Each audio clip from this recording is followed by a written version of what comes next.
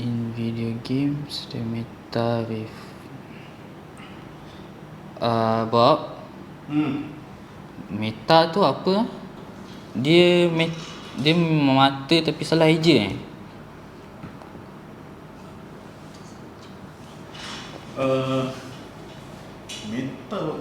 mata salah hijau aku yang ni.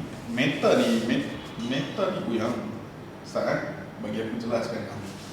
Meta ni adalah strategi untuk hang bermain game.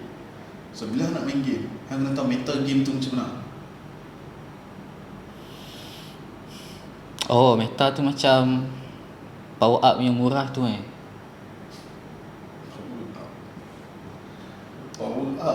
Power up tu bukan meta kan. Itu promosi yang nak buat spek mata. So, dia meta ni senang cerita bila hang bermain game. So hang kena tahu meta. Hero point tengah kuat. Gameplay macam mana yang tengah on. Formasi apa yang tengah meta untuk hang lawan. So bila hang dah tahu, barulah strategi tu akan jadi orang kata untuk menang lah. Faham tak? Tak faham.